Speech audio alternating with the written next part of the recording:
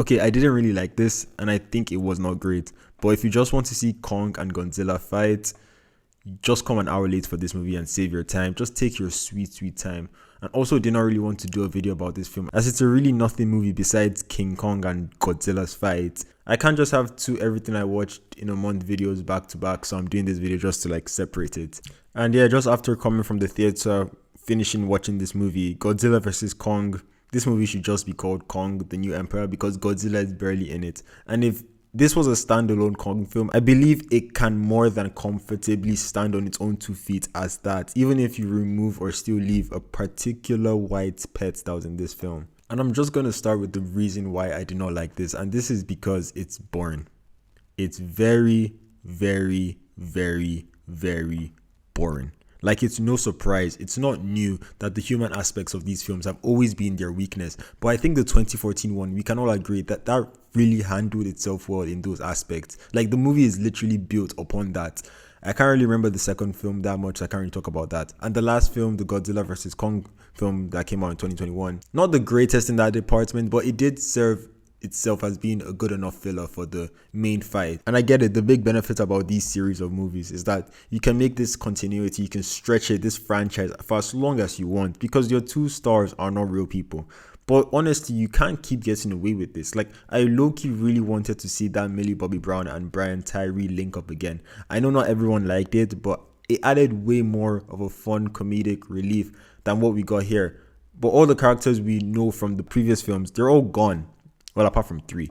But like, it just takes away from that investment. Like, what's the point at that stage of watching the previous films, you know? You're not getting rewarded for that. And like, okay, I don't even criticize that for being a problem. Like, add new characters, incorporate them well, but we can't do that here. We'll just do generic backstories and make this one person the chosen one for some weird reason. Like, what? I just feel like they could have done this way better. Hell, just recast everybody. Don't make it tie into any of the previous films, well, apart from like Godzilla and Kong. Just make all of them scared and they quit their jobs. It was too much for them. It would just make sense. Just make it make sense and make it entertaining with the story, and just add new people. And a bit unrelated and also related, I saw this post on Letterboxd talking about that thing that Denis Villeneuve said about how dialogue has taken away from movies, that theatrical experience. And this movie, like, I doubted him at first, but this movie just like makes his points make sense, because literally everything to do with humans in this film, you just do not care about it. It's so boring, it's so still, you're not invested. But if you just look away from that negative side and we look around all of that and cut like 70% of this film, we get Kong against other animals like him, and I think that's where this film just takes a turn for the better. And I feel it was pretty interesting to see this broken, bored ape just finally reconnect with his kind and see how badly they're treated.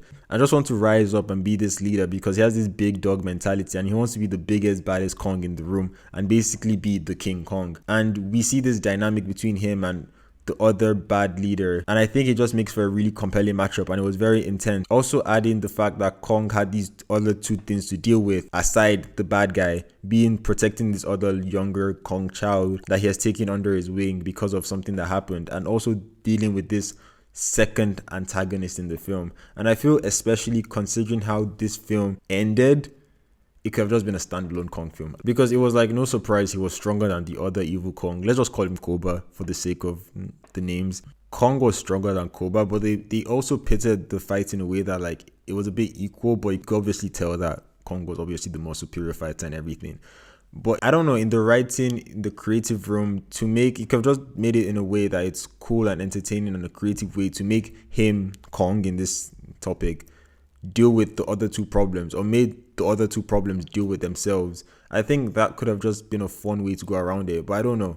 Warner Brothers, you guys don't pay me for ideas, so I'm not going to give you any.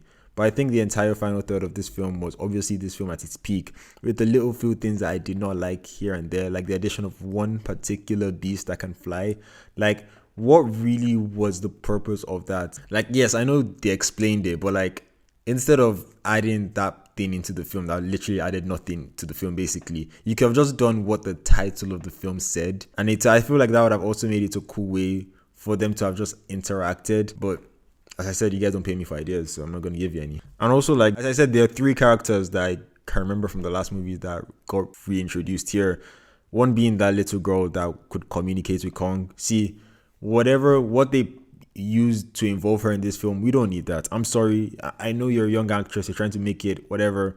Like, good on you, but like, come on, we didn't need that. Like, we don't care about that. This is a movie that we just want to see two big guys fight. Like, you could have cut all of that with some other stuff, and this could have just been a 90-minute film. And you guys, Warner Brothers, could have made your money with more show times, and we see Godzilla and Kong fights as soon as possible. Like, was that so hard? Overall, I did not like this because it took too long to be interesting. And with actual writing, was this affected by the writer's strike though? I don't know. But yeah, with actual writing, with actual writing in it, I think it could have been an acceptable opening hour, but it didn't have that, and it makes it a bad film. Thank you for watching this video. If you're subscribed, I'm sorry for not releasing anything this month. Been super busy and nothing has been coming out where I am. Well, Immaculate with Sydney Sweeney came out, but I didn't know it came out till like last week. But see, I apologize, and hopefully I upload more videos next month. And if you are subscribed, I promise I will upload more. Thank you again for watching. Like the video if you enjoyed it, and I'll see you next time. Peace.